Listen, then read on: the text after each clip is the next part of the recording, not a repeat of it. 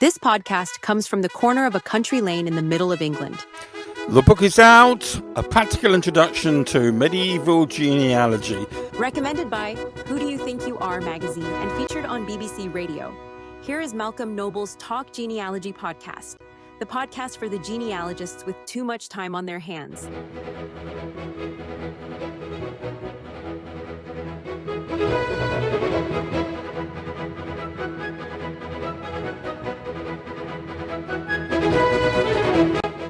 The Talk Genealogy podcast looks at different techniques and interesting sources for family historians, or perhaps a discussion about early genealogists, the pioneers of our science. Sometimes we look at how a famous character in history shows us something particular about genealogy. But hey, most of the time we talk about whatever comes into our head, building an audio library for genealogists with too much time on their hands. A Practical Introduction to Medieval Genealogy by Malcolm Noble. Yes, the book is out, so I thought I would set aside 2 or 3 episodes for a look inside. It's called A Practical Introduction to Medieval Genealogy. So this first chat is about the practical advice in the book, the how to do it bits. We'll follow that with an episode on sources and probably a third podcast on capping it off. As always, I'll be guided by you. But please, there's nothing in tonight's podcast that isn't in the book. It's all there. So there's no need to take notes. Does anyone still do that? Does anyone still take notes? I'll have to check with the next time I do a evening with the WI. Please remember, I'm not an expert or a professional. I'm an enthusiast like you, who has spent more than 40 years digging up his family tree, so often in the wrong place. And these episodes, well, they're really no more than me sharing with you what I have learned along the way. And I do want to emphasize, I am talking about ancestor hunting in England. Recommended by Who Do You Think You Are magazine and featured on BBC Radio. Here is Malcolm Noble's Talk Genealogy podcast, the podcast for the genealogists with too much time on their hands. Here is your presenter, Malcolm Noble. The early chapters introduce the practical guidance covering evaluation of evidence and analysis, the development and testing of a hypothesis. Then halfway through the book, we test the practical advice via an independent case study. Now, before we start, the manner is at the centre of the book's argument. We follow a model suggested by Horace Round that research should be based on the manor rather than towns and counties. So we keep referring to the structure, demography, rules and the ways of the manor. Between you and me, the manor were the most enjoyable bits to write, so that's another reason why there's so much of it. But the practical elements are core. The last chapter sets out this methodology in a broad context, explaining. Our first chapter noted that genealogies which do not end in a brick wall must prepare to fade into ambiguity. The genealogist's task is to bring clarity rather than elusive certainty to that ambiguity, and in doing so, empower the audience. And then, just in case you didn't notice any of that lot, the last pages of the book are a checklist of how to do it, and we'll be going through that list in a moment or two. But why all this guff about practical advice in the book? I'll explain. Until we get back to Henry VIII, we find our answers in one of a small number of sources. The other sources may add detail or corroboration, but very often one will do. But in medieval genealogy, we have to build a case by bringing the results of several sources together. And how we build that case is important. That's why so much of the book deals with the practical advice. My basic rule is always work to an hypothesis, something you need to prove or disprove. If you are just browsing the sources, we call that picnicking. Now, picnicking is lovely. We all enjoy it, but it ain't work. You develop a hypothesis by building on a three-legged stool. This is all in the book. All right, you choose three relevant elements. I usually go for time, place, and people. But it could be, if relevant, the Battle of Agincourt, surname migration, and time.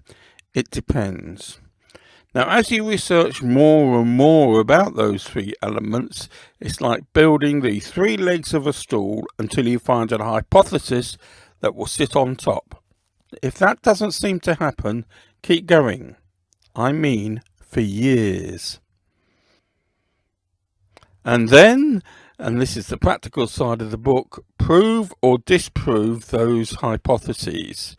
Disproving is progress. Searching for sources and finding not a name is also progress. The further we go back, the sparser the evidence becomes. It's all progress, though. Now, some reassurance. Exponential ancestry, the model that means that everyone alive in Doomsday is related to either all or none of those with an English heritage at the start of the parish registers. That means that we are probably related to those individuals in those medieval sources, so they are still relevant. We just haven't worked out how yet. That's the way to look at it. Again, it's all in the book. TalkGenealogy.com is the website that supports the podcast for genealogists with too much time on their hands. You find a guide to previous episodes, a list of books mentioned in the series, and now and then, a bit of a blog. Recommended by Who Do You Think You Are magazine and featured on BBC Radio. Here is Malcolm Noble's Talk Genealogy podcast.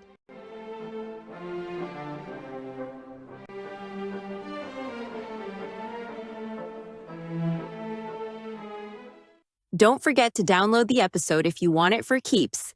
We're not monetized, so we can't maintain episodes in the internet forever. Why not think about downloading tonight's talk to your library? Here's some earlier episodes of the podcast. Episode 15. Let's talk of graves, of worms, of epitaphs.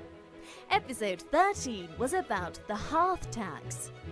Episode 12, and it was Shakespeare, for example. Episode 9 discussed the medieval pipe rolls.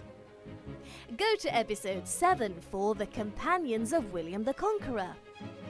Episode 2, the Herald's Visitations, and our very first episode looked at working with Tudor wills. Building an audio library for the genealogists with too much time on their hands.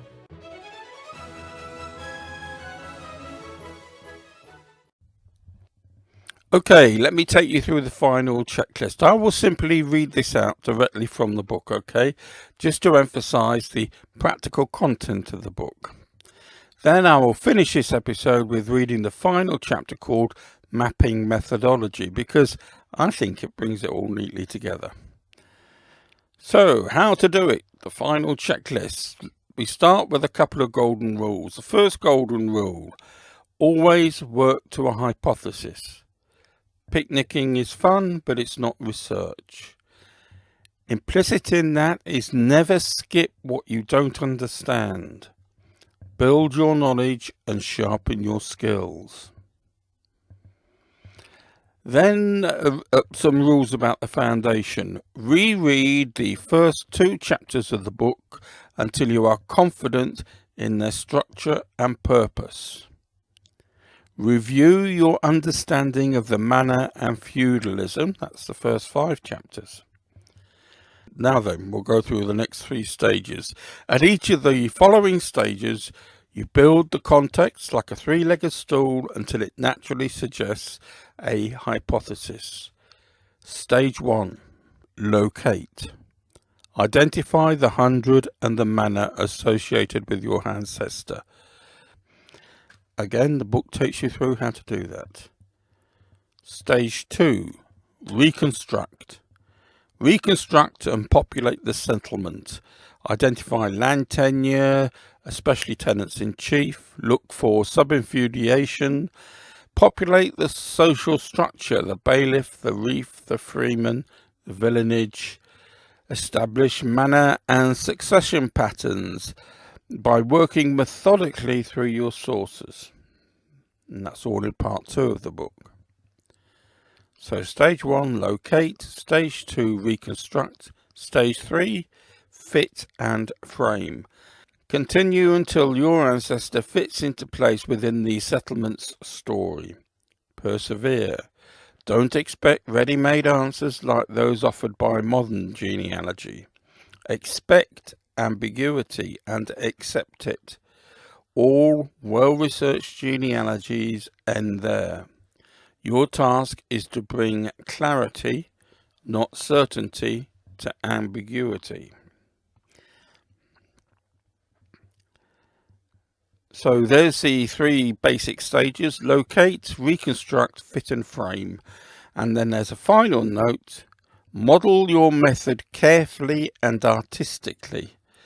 It will improve your results and it will empower your audience. Okay, in part 2 of this podcast, we're going to read the final chapter on mapping methodology. So pop the kettle on, get your favourite armchair ready. Malcolm Noble has written a practical introduction to medieval genealogy, over 400 pages, covering the sources, their history, and important chapters on evaluation and analysis of evidence, scaling research pathways, and much, much more. Order your pre-publication copy now from Malcolm Noble at rocketmail.com. At this point in the podcast, we take a look at the blog. What have you been posting, Malcolm? Now, I haven't quite posted this yet, but it's going to be up in the next couple of days. Do you know, I've gone back to enjoying those YouTube videos called Jules Guides to London. They are very jolly. They're very, how can I put it, presented in a superficial way. But if you listen, my goodness me, there's some useful research that's gone into them, and a tremendous introduction to the different parishes of London if your genealogy has taken you there. Helped me very much when I wanted to start looking at Bethnal Green. That's the Jules Guides to London. They're on YouTube, very colourful, about 15 minutes long, and lovely to look at. Here's the latest news from Malcolm Noble's Talk Genealogy podcast. Now, posting tonight's episode on the practical introduction to medieval genealogy has somewhat disrupted our schedule, I'm afraid. But coming up are matriculation in wartime education. That's the next one that's going to be with us in a couple of weeks. Then Pateres quem nuptiae demonstrant. That's another one that's coming up, and that shows that the father is the person that the marriage indicates. After that, we're going inside a doctor's house in the 1600s in Cambridgeshire. And then hard on the heels of that, we should have the episode where we're going to look at the sources for medieval genealogy. So there's plenty to come, plenty to look at, and I hope you're going to be there to join us. Here's a look at some previous episodes. Check out episode 56 for family history within the sound of bow bells. Episode 63 was family history in a deserted medieval village. Episode 65 discussed the Neville inheritance dispute. And go to episode 71 for the evaluation of evidence. And now, on with the episode. Our first chapter noted that genealogies which do not end in a brick wall must prepare to fade into uncertainty. The number of generations may vary, but all well-prepared genealogies culminate in ambiguity. The genealogist's task is to bring clarity rather than elusive certainty to that ambiguity, and in doing so, empower the audience. The genealogist begins by defining his position. We introduce the metaphor of a river near its source, where pools of standing water are linked by broken streams and a dry bed that marks the old watercourse. This represented the genealogy's prospective research terrain. Now he must map that tapestry with neither shade nor colour, but with bold, deliberate lines of black ink. Throughout this book, we have referred to a variety of sources from which fragments may be drawn into a synthesis of evidence, building on a knowledge of the time, place, and the people, a three-legged stool, and defined by triangulation and other corroboration. By opening up his method in this way, he hands the tools to his audience, not so much to challenge his position, but to pick up the cudgels and further the research. In setting out his methodology, he must clarify how he has evaluated and analysed the results, but also offer a deeper understanding of how he has employed them. He must show how triangulation has brought confidence to his trek and how he has allowed archival silence to speak up. Yes, he can indicate which sources were of little use, but now is the time for a concise distillation of his method. The more concise, the more effective this scaffolding becomes in defining his position. Like the sculpture, method begins with a rigid framework of principles. The sculptor slaps on buckets of clay and begins to shape his project. He reveals the balance and the power and expression and subjectivity restrained only by self-discipline. Then he smooths out the rough edges. He fills in unpromising gaps. Mapping and shaping methodology legitimizes research results. Of course, others will point to other research paths. Such arguments are the debates that have sustained scholarship in history. Round told us that to call someone a genealogist is to suggest that they are a specialist in controversy. My name is Malcolm Noble, and if you've enjoyed tonight's podcast, then you are the genealogist with too much time on your hands. The Talk Genealogy podcast is posted at 5 minutes to midnight on the third Thursday of each month. Thanks to Freeze Effects for the music and Momna Yunus and Emily Brooks for the voiceovers. This podcast comes from the corner of a country lane in the middle of England. I want to thank you for listening to tonight's episode and wish you all the best with your family tree hunting. Good night to you, and thanks for listening.